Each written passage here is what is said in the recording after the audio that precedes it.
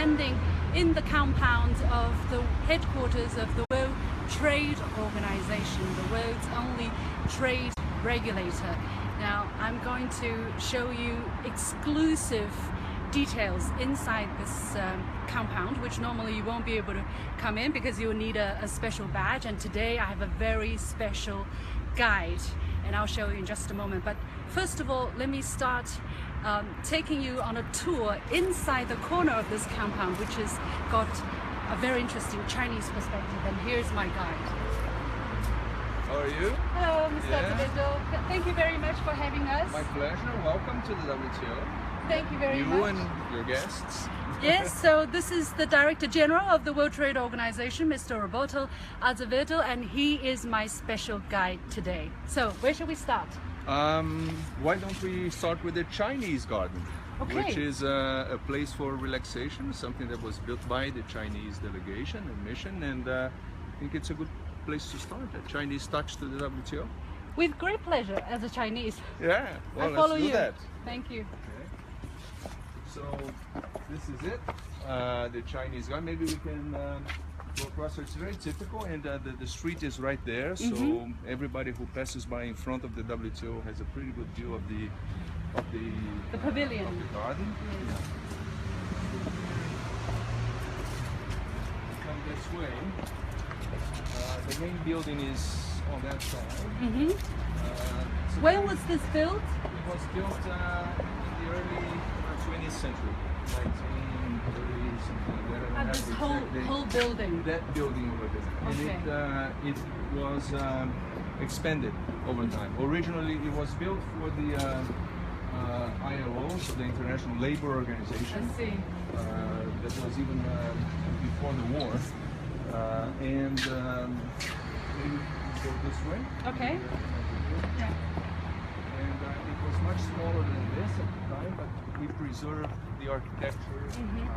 It looks exactly what it was when it was originally built. There were a few things that we added too, so there is a new annex on that side, the glass building, Yes. where we were running out of space for the offices. As you grew bigger. Yeah, we exactly. can go from here. Exactly. So- And we have a new council room on that other end. Also because as we were growing larger in terms of membership, Yeah. we needed larger rooms for the general council when we meet with all delegations. So it's a modern building. It was built in 1998, something like that. It was inaugurated. How many members do we have at this moment, the WTO? 162 and growing. And growing. Which was the latest? Who was the latest accession? Kazakhstan was the last one, but we have a few coming up. We hope that Afghanistan will be concluded soon. We had Liberia also finalized very recently. I see. So we're still managing. There is a queue I of see. countries, trying to exceed the WTO in the middle of negotiations. Some starting, others in the middle, others in the end. I see. But It's still growing. oh yeah, absolutely. growing. So that's the new building where Yeah. we have the General Council. But I think it would be useful to get into The this is main the WTO. Everybody associates the WTO Yeah. with this building over here, and I think if you're coming to Geneva, you should. This is the place to go if you want to have a taste of the WTO. So this is the main entrance. Yes. Please. Thank you. And like I said, until I think the 70s, this was the International Labor Organization. Then it was transferred to the World Trade Organization. At the time, it was the GATT, the predecessor. The predecessor of the WTO. Okay. So you will see that a lot of the motifs on the walls, they are labor related. I So you see. see paintings and things that I see. the focus is on labor because we recovered the original paintings and motifs in the walls because it was covered. This wall, for example, was covered. We discovered what was behind it very recently. I see. So this is the old council room. The old council room W. Room W. As we can see, the famous room W. What happened here? Many things. Many things. If walls could talk. If walls could talk. Tell us some of the stories. Yeah, so this is the old council room. So in the early years of the WTO and of the GATT, this is where all delegations met. Now the room is still large, it's a large room, but it's not enough for 160 some members. So when I need to have conversations which are, for example, at the ambassador level, or ambassador plus one, meaning the ambassador plus one assistant, we hold it here because it's cozier, everybody sees each other, and the council room is very informal, very big. This is very interesting because you see people seated facing each other instead of the normal arrangement of conference. What's the idea behind this? The idea, first of all, is to maximize space. So there's a functionality element to it. The other one is to make sure that delegations interact and they know each other. You know, when you see the flags with the names of the countries, they usually sit there. I see. So when the ambassador walks into the room, he already goes directly to his spot. Where is China? Where is China? China is over there. Should we go and take a look? Absolutely, yeah. So when I have my phone on my ear, and I hear the Chinese accent, I know where to look. I know automatically where to look. So this is it, China. So this is where China is. Yeah. So and the Chinese we follow somehow alphabetical order, somehow, not fully. And so this is Brazil. This is Brazil. This is where you come from. Yep. Yes. Yep. Not so very... I sat here many times. For how many years do you I was posted to Geneva twice. I see. First as a secretary and then counselor from 97 to 2001, so almost 5 years, and then again as ambassador in 2008, from 2008 to 2012, and then I was, So as ambassador, I sat here quite a bit. Yeah. So the neighbors are Canada, China, Chile. Yeah. So anyway, and I sit over there. Right now you sit over there. By the main desk, yeah. Director General. So I see. that's where I normally sit. This is a very historical place, even for recent history, because when we were going to the Bali Ministerial Conference, we were negotiating the trade facilitation agreement, and we had a history before that of negotiating in small groups and then opening up to the others. At that point in time, we had like less than 3 months. And not only that, we had 700 points still open in the text. In the text. So we thought, you know what, we don't have time for small meetings. We have to put everybody around the table and negotiate everybody together. And we did it here. And we would spend the whole night. Just before going to Bali, we started a meeting Sunday morning, very early in the morning. And we went all the way to Monday morning with no breaks. Wow. And you made breaks. it in the end? We made it. It was incredible. And the cleaning people, they were coming to clean the room Monday morning. Yeah. As they were coming in, they saw the bunch of ambassadors leaving, all haggard, and everybody sleepy, and they didn't understand a thing that had never happened before. Yeah. So it was not fun, but it was interesting. But why was the trade facilitation agreement so important? Why you must have it? It was the first multilateral agreement ever reached by the WTO. That was almost 18 years after it was created. So the organization was suffering with a loss of credibility. We were here also to negotiate. We were here also to negotiate agreements. We do other things. We do dispute settlement, so litigation between countries. We monitor each other's activities, but negotiations is a very important part because we update the rules, and we were not doing that. We were stuck since 2001 until then, so almost 13 years. So we needed to do something. So this time, this trade facilitation agreement is also getting a boost from the G20 meeting. Yes, absolutely. That's one important thing. We're trying to get, now we're in the process of ratification. We need, of the 162, we need 110 to ratify, to put the agreement in force. And we're almost there. I think we are at 93 or something like that. So we're missing 17 or 18 other countries, and then we get the agreement to enter into force. It's going well. What will it do for the commerce, for the people who are doing foreign trade, and for the customers? It changes everything. This agreement has a potential impact that people underestimate, they don't understand sometimes. To give you an idea, it reduces transaction costs on average across the world by around 14.5%. And this has been confirmed by several studies, not only WTO studies, but independent studies done by economists everywhere. And what we found out, and I was suspicious at first, I said, really? Is that really the situation? What we found out is that the impact of the trade facilitation agreement will be bigger than if we eliminated all tariffs that exist in the world today. All of them. If we brought all tariffs down to zero, it would not have the same liberalizing impact as the trade facilitation agreement. And for the consumer, for example, for the people at home, it changes as well, because things are cheaper, they are more affordable, they get there quicker.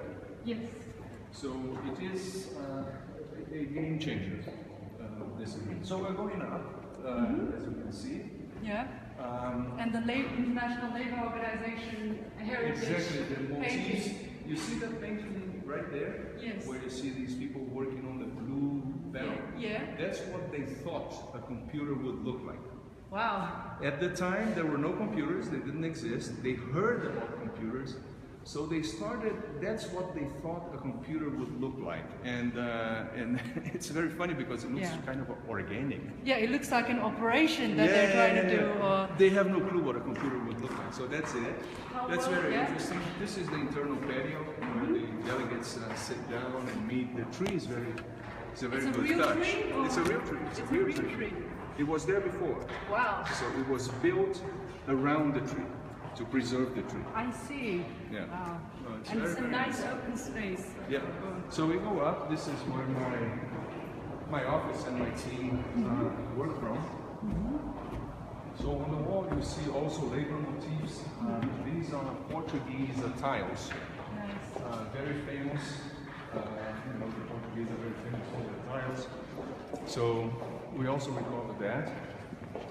So this was not there before the renovation, or it was hidden? These rooms were hidden. There were wooden panels or cloth covering it. When we remodeled the building, we began to take those panels off, and these beautiful artworks began to emerge, and we thought, what's here? So and these are the former... These are the former Director Generals from the years of the GATT. So these are up until there. This is the last one of the GATT. Duncan was the last one, and here we started WTO. So Renato Rogero, Michael Moore, Supachai, Pascal Lamy, and hopefully someday my picture will be there to complete the gallery. But, absolutely. So we're entering my my office. So this area here is where my team works. My whole office, it's reception. So they are in these rooms, hopefully working. And my lounge where I receive visitors are over there. You might want to see this. This is the green room. The green room? Have you heard of the green room? Not really. Tell us about it. The green room is very famous because whenever we had a very tough issue to negotiate, something very difficult, we would select a few people who were having problems with that issue, bring it to the green room, and a lot of things were negotiated here. So it's a very famous room. Because everybody says, oh, they went to the green room. When they say they went to the green room, it means it's really serious. It's really serious. It's really serious. So this is the green room.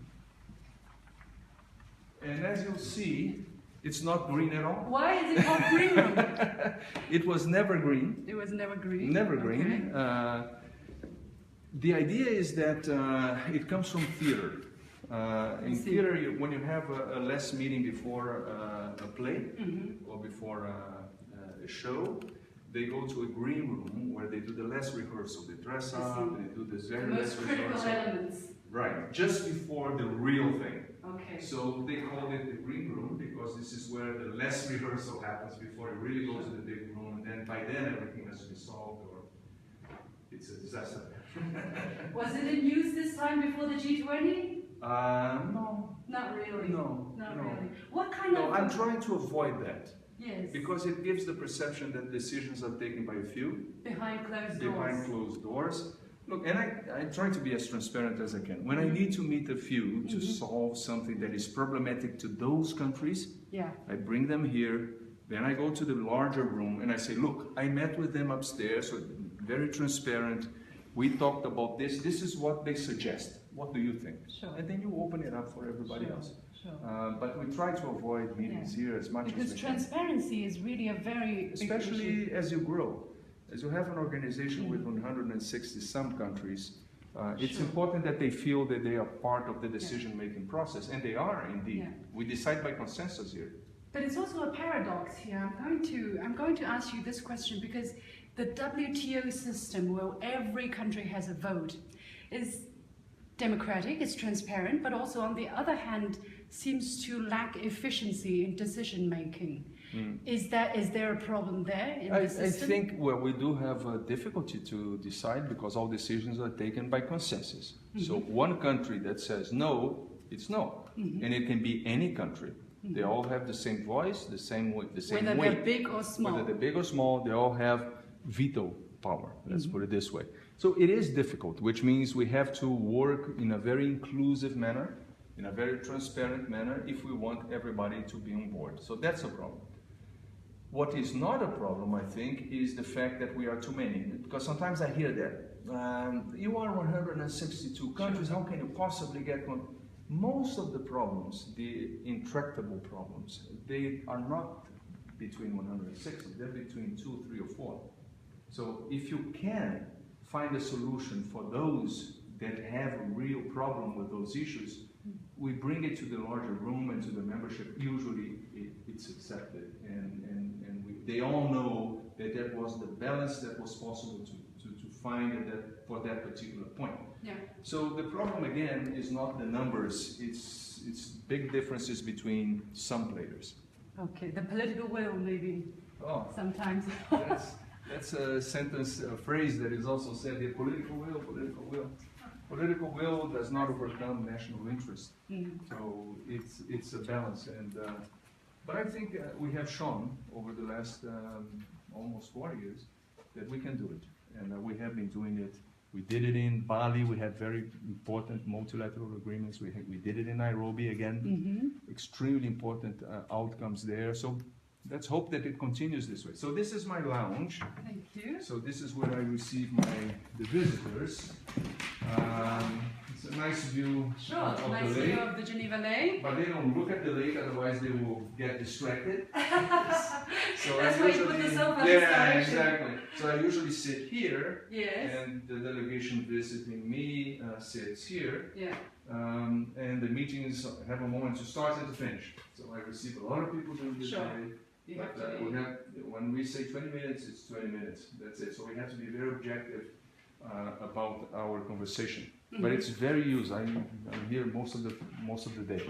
And this is a wall with pictures of myself and world leaders. Immediately, of course. Well, that's a very prominent one, as you can imagine. When was this taken? Okay. This was taken in May. In China. Yeah, it's May 2014. 2014. Yeah. So. I don't remember exactly the occasion. I met President Xi several times, but I wanted to register at least this moment there. On the top there are some group photos with the whole Council of Geneva, and there's with the Arab countries, G20 in Turkey. And that was heads of... That one was, Okay, I think, in some France, in that was President Hollande. So he was hosting us, Sure.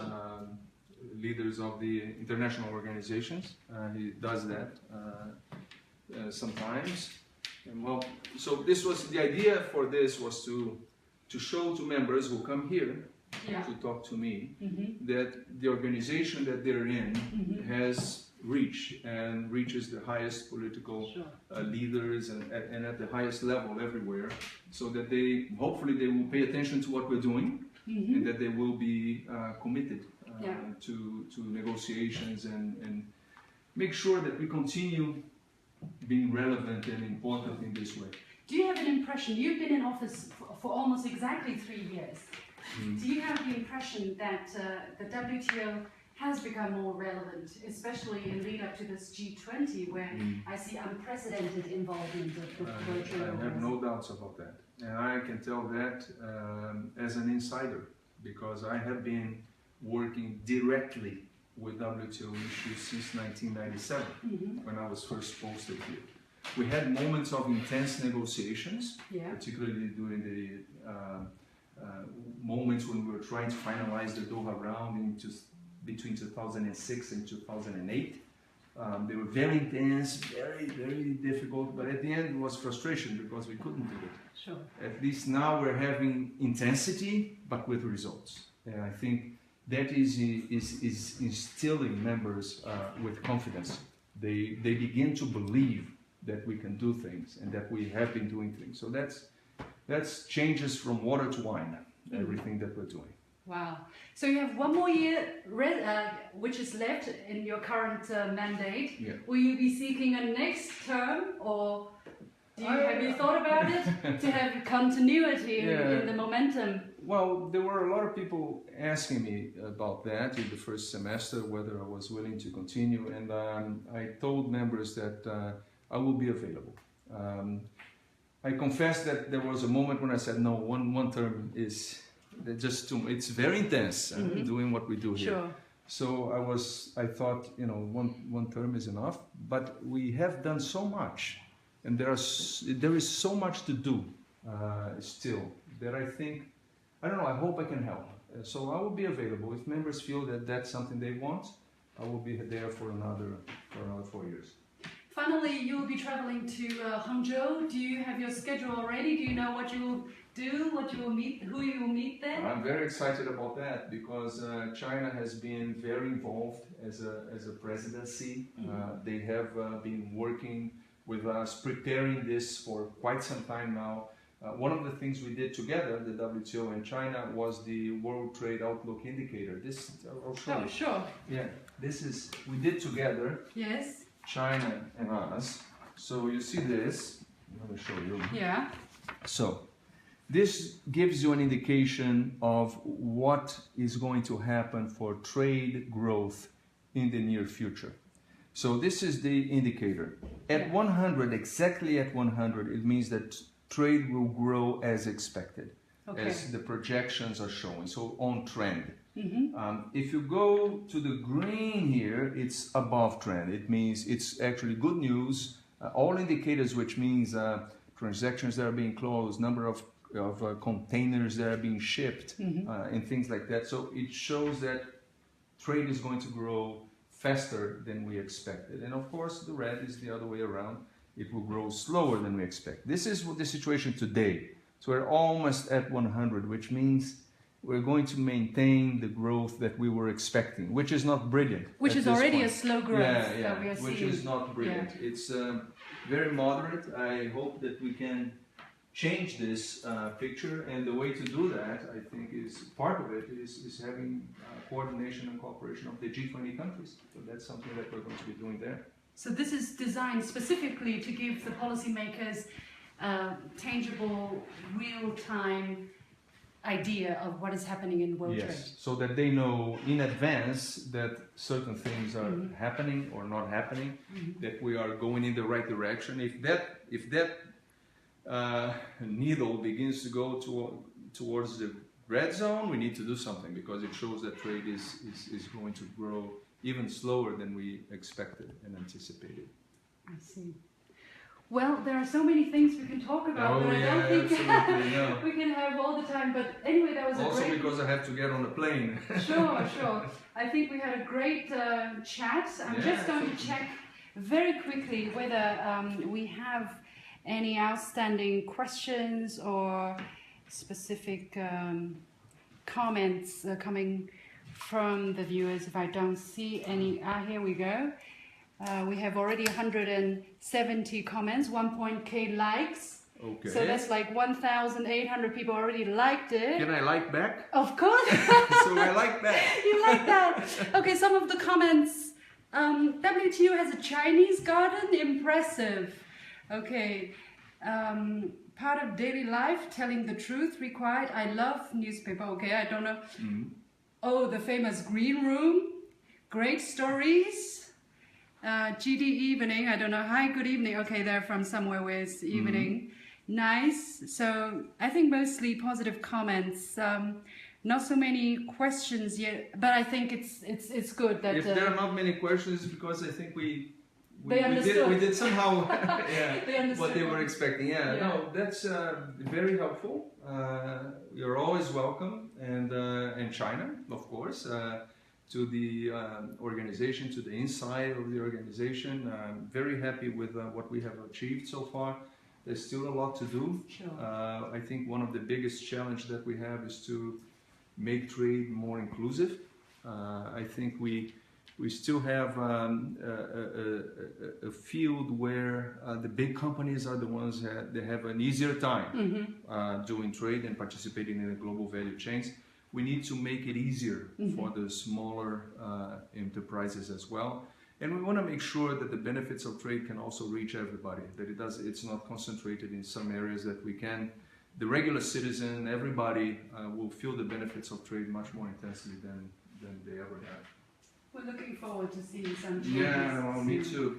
Well, Me too. all the very best. Thank for you. G20 for your China trip. Thanks again for Thank having you so us. much. I'm excited about going to Hangzhou. I've never been to Hangzhou. Never been to Hangzhou. No.